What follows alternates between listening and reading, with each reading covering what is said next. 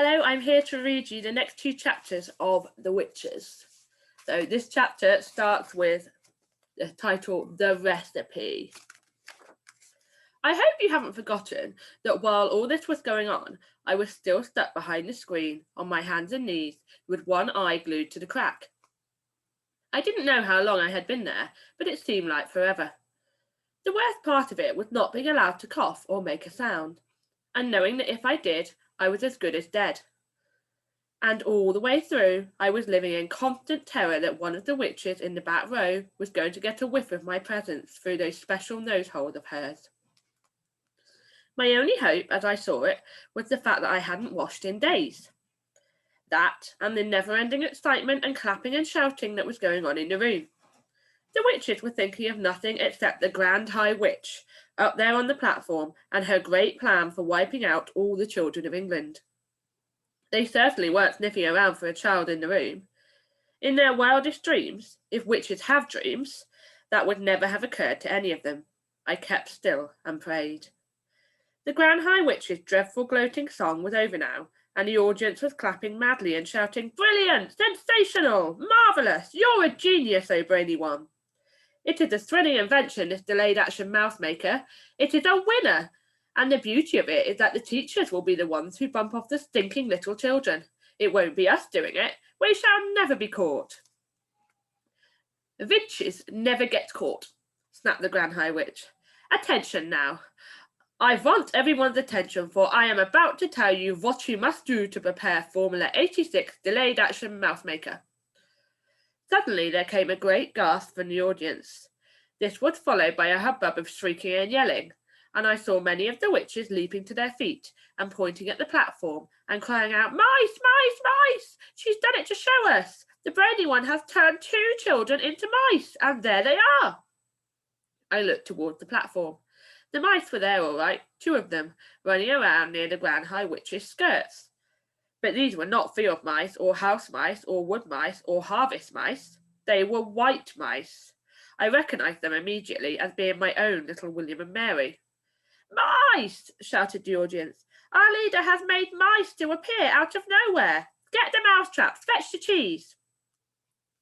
I saw the Grand High Witch peering down at the floor and staring with obvious puzzlement at William and Mary. She bent lower to get a closer look. Then she straightened up and shouted, "Quiet!" The audience became silent and sat down. "These mice are nothing to do with me," she shouted. "These mice are pet mice. These mice quite obviously belong to some repellent little child in the hotel. A boy it will be for a certainty, because girls are not keeping pet mice." "A boy!" cried the witches. "A filthy, smelly little boy. We'll swipe him. We'll swizzle him. We'll have his stripes for breakfast." "Silence!" shouted the Grand High Witch, raising her hand. "You know perfectly well you must do nothing to draw attention to yourselves while you are living in this hotel. Let us by all means get rid of this evil-smelling little squirt, but we must do it as quietly as possible, for are we not all of us the most respectable ladies of the Royal Society for the Prevention of Cruelty to Children?" "What do you suggest then, O brainy one?" they cried out. "How shall we dispose of this small pile of filth?" They're talking about me, I thought. These females are actually talking about how to kill me. I began to sweat. "Whoever he is not important," announced the Grand High Witch. "Leave him to me. I shall smell him out and turn him into a mackerel and have him dished up for supper." "Bravo!" cried the witches. "Cut off his head and chop off his tail and fry him in hot butter." You can imagine that none of this was making me feel very comfortable. William and Mary were still running around on the platform, and I saw the Grand High Witch aim a swift running kick at William. She caught him right on the point of her toe and sent him flying. She did the same to Mary. Her aim was extraordinary. She would have made a great football player. There she is, look. Both mice crashed against the wall, and for a few moments they lay stunned. Then they got to their feet and scampered away. "Attention again!" the Grand High Witch was shouting. "I will now give you Give to you the recipe for concocting Formula 86 Delayed Action Mouse Maker. Get out pencils and paper. There they are. Handbags were opened all over the room, and notebooks were fished out. Give us the recipe, oh brainy one, cried the audience impatiently. Tell us the secret. First, said the Grand High Witch, I had to find something that would cause the children to become very small very quickly. And what was that? Cried the audience. That part was simple, said the Grand High Witch. All you have to do if you are wishing to make a child very small is to look at him through the wrong end of a telescope. She's a wonder, cried the audience. Who else would have thought of a thing like that? So you take the wrong end of a telescope, continued the Grand High Witch, and you boil it until it gets soft. How long does that take? They asked her. 21 hours of boiling, answered the Grand High Witch. And while this is going on, you take exactly 45 brown mice and you chop off their tails with a carving knife and you fry the tails in hair oil until they are nice and crisp. What do we do with all those mice who have had their tails chopped off? Asked the audience. You simmer them in frog juice for 1 hour, came the answer. But listen to me. So far, I have only given you the easy part of the recipe. The really difficult problem is to put in something that will have a genuine delayed action result. Something that can be eaten by children on a certain day, but which will not start working on them until 9 o'clock the next morning when they arrive at school. What did you come up with, oh brainy one? They called out. Tell us the great secret. The secret, announced the Grand High Witch triumphantly, is an alarm clock. An alarm clock, they cried. It's a stroke of genius. Of course it is, said the Grand High Witch. You can set a 24-hour alarm clock today, and at exactly 9 o'clock tomorrow, it will go off. But we will need 5 million alarm clocks, cried the audience. We will need one for every child. Idiots, shouted the Grand High Witch. If you are wanting a steak, you do not cook the whole cow. It is the same with alarm clocks. One clock will make enough for 1,000 children. Here is what you do. You set the alarm clock to go off at 9 o'clock tomorrow morning. Then you roast it in the oven until it is crisp and tender. Are you writing this down? We are, your Grand Highness, they cried. Next, said the Grand High Witch, you take your boiled telescope and your fried mouse tails and your cooked mice and your roasted alarm clock, and all together you put them into the mixer. Then you mix them at full speed. This will give you a nice thick paste. While the mixer is still mixing, you must add to it the yolk of 1 Gruntle's egg. A Gruntle's egg, cried the audience. We shall do that. Underneath all the clamour that was going on, I heard one witch in the back row saying to her neighbour, I'm getting a bit old to go bird nesting. These ruddy Gruntles always nest very high up. So you mix in the egg, the Grand High Witch went on, and one after the other, you also mix in the following ingredients. The claw of a crab cruncher, the beak of a bladder snitch, the snout of a grobble squirt, and the tongue of a cat springer. I trust you are not having any trouble finding those. None at all, they cried out. We will spear the blabber snitch and trap the crab cruncher and shoot the grobble squirt and catch the cat springer in the burrow. Excellent, said the Grand High Witch.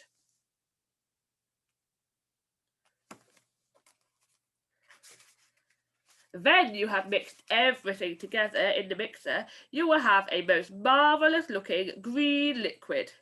Put 1 drop, just 1 titchy drop of this liquid into a chocolate or a sweet, and at 9 o'clock the next morning, the child who eats it will turn into a mouse in 26 seconds. But one word of warning, never increase the dose. Never put more than 1 drop into each sweet or chocolate, and never give more than 1 sweet or chocolate to each child. An overdose of delayed action mouse maker will mess up the timing of the alarm clock and cause the child to turn into a mouse too early. A large overdose might even have an instant effect. And you wouldn't want that, would you? You wouldn't want the children turning into mice right there in your sweet shops. That would give the game away, so be very careful. Do not overdose.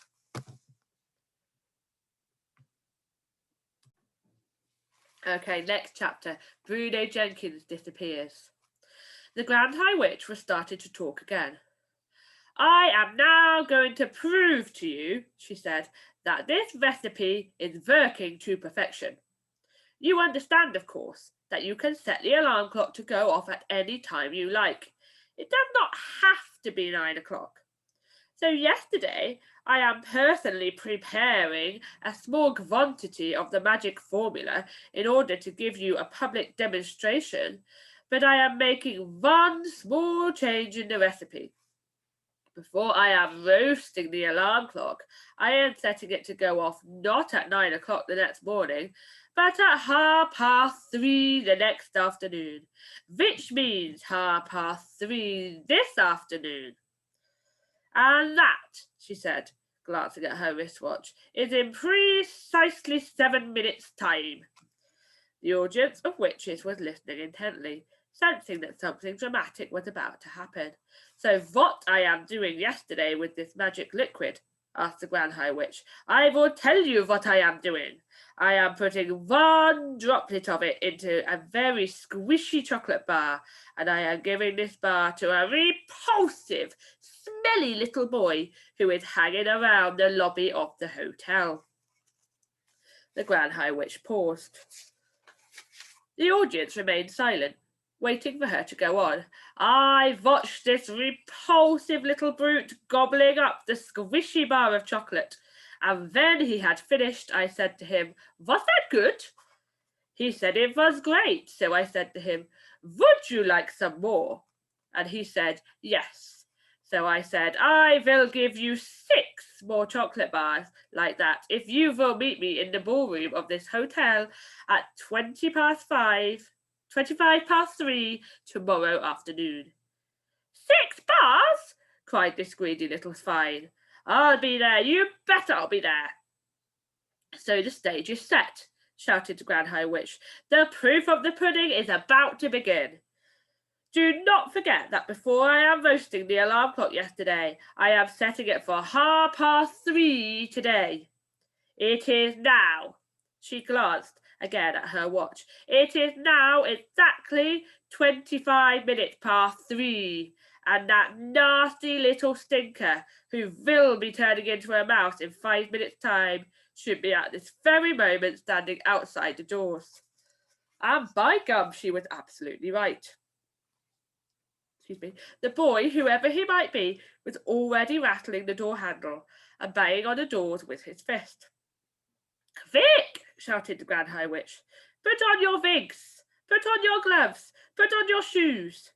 There was a great rustle and bustle of putting on wigs and gloves and shoes, and I saw the Grand High Witch herself reach for her face mask and put it on over that revolting face of hers. It was astonishing how much that mask transformed her. All of a sudden, she became once again a rather pretty young lady. Let me in, came the boy's voice from behind the doors. Where are those chocolate bars you promised me? I'm here to collect. Dish them out. He is not only smelly, he is also greedy, said the Grand High Witch. Remove the chains from the doors and let him come in. The extraordinary thing about the mask was that its lips moved quite naturally when she spoke. You really couldn't see it was a mask at all. One of the witches leapt to her feet and unfastened the chains. She opened the 2 huge doors. Then I heard her say, Why, hello, little man. How lovely to see you. You have come for your chocolate bars, have you not? They are all ready for you. Do come in. A small boy wearing a white t-shirt and grey shorts and gym shoes entered the room. I recognised him at once. He was called Bruno Jenkins, and he was staying in the hotel with his parents. I didn't care for him. He was one of those boys who is always eating something whenever you meet him. Meet him in the hotel lobby, and he is stuffing sponge cake into his mouth.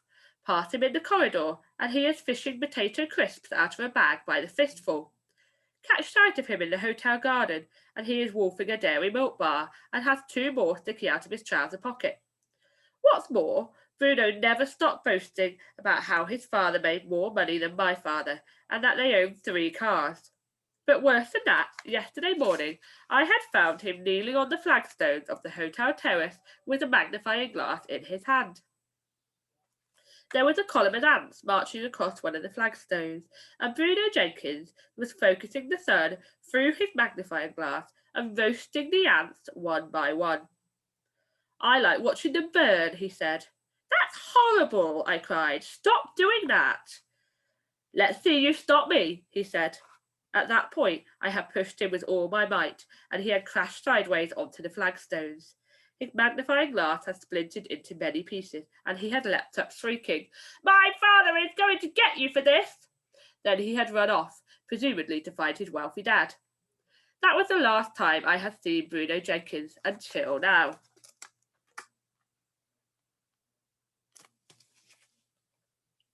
I doubted very much that he was about to be turned into a mouse, and I must confess that I was secretly hoping it might happen. Either way, I didn't envy him being up there in front of all those witches. Darling boy, cooed the Grand High Witch from up on the platform, I have your chocolates all ready for you. Do come up here first and say hello to all these lovely ladies. Her voice was quite different now. It was soft and gentle and absolutely dripping with syrup. Bruno was looking a bit bewildered, but he allowed himself to be led up to the platform where he stood beside the Grand High Witch and said, Okay, where are my 6 bars of chocolate? I saw the witch who had let him in quietly put the chain back on the door handles. Bruno didn't notice this. He was too busy asking for his chocolate. The time is now 1 minute before 3:30, announced the Grand High Witch. What's going on? Bruno asked. He wasn't frightened, but he wasn't looking exactly comfortable either. What is this? He said. Give me my chocolate. 30 seconds to go, cried the Grand High Witch, gripping Bruno by the arm. Bruno shook himself clear and stared at her. She stared back at him, smiling with the lips of her mask. Every witch in the audience was staring at Bruno. 20 seconds, cried the Grand High Witch. Give me the chocolate, shouted Bruno, becoming suddenly suspicious. Give me the chocolate and let me out of here. 15 seconds, cried the Grand High Witch. Well, one of you crazy punks, kindly tell me what this is all about, shouted Bruno. 10 seconds, cried the Grand High Witch. 9, 8, 7, 6, 5, 4, 3, 2, 1, 0. We have ignition. I could have sworn I heard an alarm clock ringing. I saw Bruno jump. He jumped as though someone had stuck a hat pin deep into his bottom, and he yelled, Ow! He jumped so high that he landed on a small table up there on the stage, and he started hopping about on top of the table, waving his arms and yelling his head off. Then suddenly he became silent. His whole body stiffened. The alarm has gone off, shrieked the Grand High Witch. The mouse maker is beginning to work. She started hopping about on the platform and clapping her gloved hands together, and then she shouted, This smelly brat, this filthy scum, this horrid little louse will very soon become a lovely little mouse. Bruno was getting smaller by the second. I could see him shrinking. Now his clothes seemed to be disappearing, and brown fur was growing all over his body. Suddenly he had a tail, and then he had whiskers. Now he had 4 feet. It was all happening so quickly. It was a matter of seconds only, and all at once he wasn't there anymore. A small brown mouse was running on the tabletop. Bravo, yelled the audience. She's done it. It works. It's fantastic. It's colossal. It's the greatest yet. You are a miracle, oh Brady one. They were all standing up and clapping and cheering. And the Grand High Witch produced a mousetrap from the folds of her dress and started to set it. Oh no, I thought, I don't want to see this. Bruno Jenkins may have been a bit of a stinker, but I'm dashed if I want to see him having his head chopped off. There is he, snapped the Grand High Witch, searching the platform. Where has that mouse got to? She couldn't find him. Clever Bruno must have jumped down off the table and scampered off into some corner, or even down a small hole. Thank heavens for that. It matters not, shouted the Grand High Witch. Silence and sit down. Okay, we're going to leave that there for today. That's all a bit dramatic, wasn't it? I hope you're enjoying it, and we will carry on with our story later in the week. Bye.